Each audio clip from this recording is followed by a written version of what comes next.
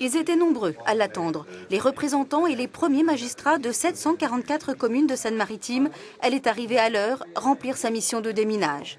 Anne-Marie Escoffier, ministre chargée de la décentralisation, était là avant tout pour rassurer les maires inquiets sur l'avenir de leur statut et de leurs finances locales mises au régime sec par la crise. Le gouvernement a fait en tout état de cause tout ce qu'il a pu pour dégager d'ailleurs des ressources nouvelles qui n'étaient pas prévues dans son budget initial, dans le projet de loi de finances, et il a permis aujourd'hui d'augmenter très sensiblement la dotation de développement urbain pour les communes les plus sensibles. De combien ?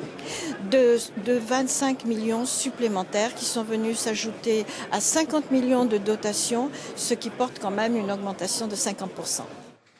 Mais dans la salle, les élus ont sorti leurs calculettes. Le constat est sans appel. Pour une grande partie d'entre eux, et bien entendu à commencer par ceux de l'opposition, le compte n'y est pas. C'est vraiment un pansement sur une jambe de bois, parce que 170 millions, seulement d'ailleurs pour une trentaine de départements, moi j'avais tout simplement rapporté à la population, ça aurait fait 3 millions pour la Seine-Maritime. Le président du département, ce matin, a réclamé beaucoup plus, et puis il évoquait souvent une dette de plus de 600 millions, donc 3 millions, il faudrait 200 ans pour rembourser cette dette, donc ça fait vraiment très très peu. Mais pour prouver sa bonne foi, la ministre a tout de même annoncé la création prochaine d'un Haut Conseil des territoires, une instance chargée d'écouter et d'aider les maires dans leur démarche, preuve que la disparition de l'échelon communal n'est pas encore au programme.